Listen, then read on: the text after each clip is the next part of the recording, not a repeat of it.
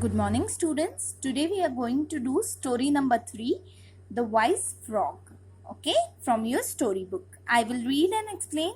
Listen carefully. In a big pond near a forest lived a frog. This pond was full of fish. अब wise frog मतलब पहले तो इस story का meaning समझिए heading का. वाइज मतलब बुद्धिमान, फ्रॉग मतलब आपको सबको पता है मेंढक. तो एक बड़े से तालाब, वो तालाब कहाँ था? फॉरेस्ट के पास, जंगल के पास वो बड़ा सा तालाब था जिसमें एक फ्रॉग रहता था. और वो तालाब कैसा था? बहुत सारे फिश से भरा हुआ था. बहुत सारी फिश थी उस तालाब में. Some of these fish were very wise. कुछ उसमें से फिश बहुत ही बुद्धिमान थी, बहुत वाइज थी. The frog made friends with two of the wise fish. अब ये जो फ्रॉग था उसने 2 फ्रेंड्स बनाए, 2 फिश को अपना फ्रेंड बनाया. और दोनों कैसी थी? दोनों बहुत वाइज थी, बुद्धिमान थी.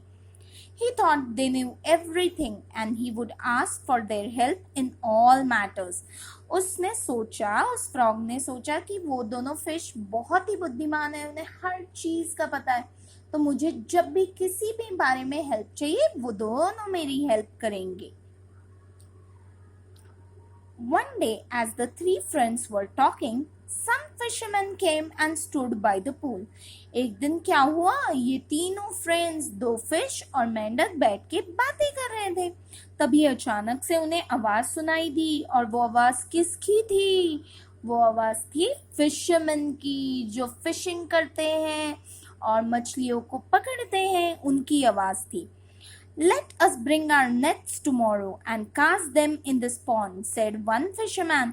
एक फिशरमैन ने बोला, कल हम अपना नेट लाएंगे और कास्ट करेंगे. अब यहाँ कास्ट इस वर्ड का मीनिंग है डालना. तो वो कहता है कल ही हम अपना नेट लाएंगे और इस पॉन्ड में डाल देंगे. Yes, I am sure we will be able to catch a lot of fish, said the other. तब दूसरा फिशरमैन क्या कहता है अपने दोस्त को कि हाँ, मुझे तो पक्का लगता है कि यहाँ से हमें बहुत सारी फिश मिलेंगी. We will catch a lot of fish. Okay? Did you hear what the fisherman said? What will we do now? अब ये बोल रहा है कि क्या आप लोगों ने सुना कि फिशरमैन क्या कह रहे हैं? अब हम क्या करेंगे? The worried frog asked the 2 wise fish.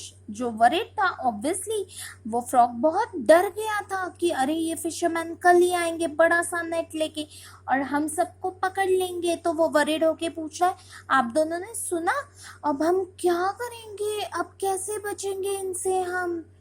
We heard them, laughed the first fish. But there is no need to be afraid. अब फर्स्ट फिश क्या बोलता है? हमें डरने की बिल्कुल जरूरत नहीं है, हमने भी तो उन्हें सुना है. They were only planning to cast their nets.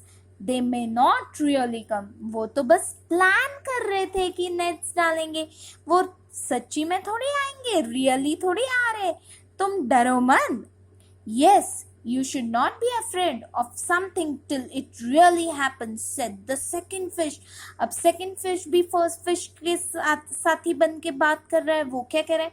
हाँ, ये सही कह रहा है, तुम्हें घबराने की कोई ज़रूरत नहीं है. जब तक कोई चीज़ सच में ना हो तब तक घबराने की क्या ज़रूरत है?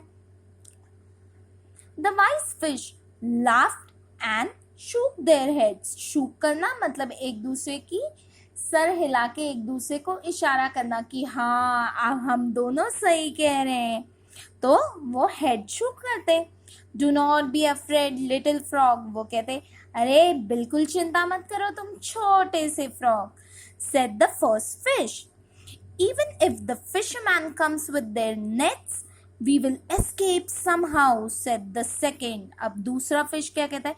अगर आ भी गए ना फिशरमैन तो हम कहीं ना कहीं से एस्केप कर लेंगे, भाग जाएंगे. एस्केप मतलब भाग जाना, तो हम कहीं ना कहीं से तो भाग ही जाएंगे. We shall think of a way to escape when the time comes and we shall think of the way to save you too.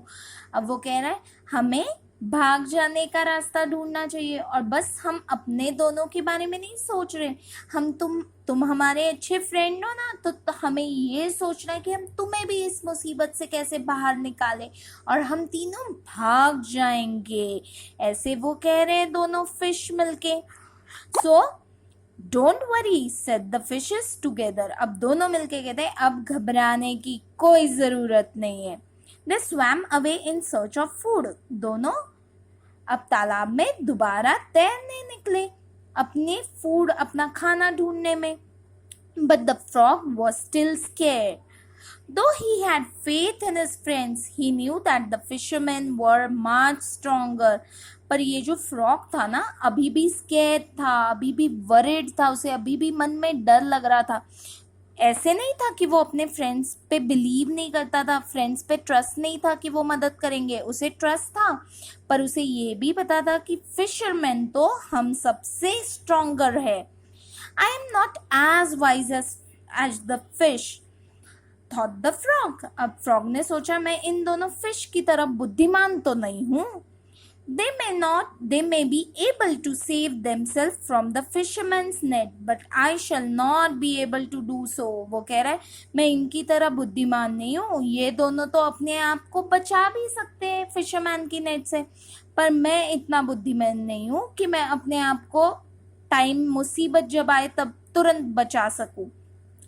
Besides, my friends may not get a chance to help me when the time actually comes. वो ये भी सोचा है, और ऐसे भी हो सकता है कि मेरे फ्रेंड्स को जब मुसीबत का टाइम आए वो खुद को बचाएंगे या मुझे बचाएंगे, तो हो सकता है कि उन्हें टाइम ना मिले मुझे बचाने का। So he decided to do something to save himself. So इससे बेहतर उसने सोचा कि नहीं, मुझे टाइम से पहले, मुसीबत आने से पहले अपने आप को सेफ जगह पे रखना है और अपनी कोई ना कोई आइडिया लगानी है। He left the pond that very night and went to a safer place. उसने तुरंत पॉन्ड छोड़ा और बहुत सेफ प्लेस पे जाके वो बैठ गया। The next day, as the sun rose, the fishermen came to the pond. जैसे ही सुबह हुई next day, जैसे ही sun rose हुआ, sun आया सर पे, वैसे ही fishermen आए और उन्होंने fishing के लिए अपना net डाल दिया। They cast their nets and caught every fish and frog. उन्होंने अपना नेट डाला तालाब में और सारे फिश और सारे फ्रॉग उस नेट में आ गए। No one could escape. कोई भी बच के नहीं भाग पाया उस नेट से। The two wise fish were also caught. दो बुद्धिमान फिश भी पकड़े गए। They use all their wit. Wit मतलब अपनी बुद्धि, अपनी चालाकी, cleverness. But could not save themselves. सारी चालाकी, सारी बुद्धि उसकी, पर अपने आप को सेव नहीं कर पाए। The fishermen bundled them up and carried them away. सबको बंडल कर दिया उन्होंने, उस नेट में पकड़ लिया और अपने साथ ले गए। The frog watched sadly. Frog को बड़ा बुरा लग रहा था।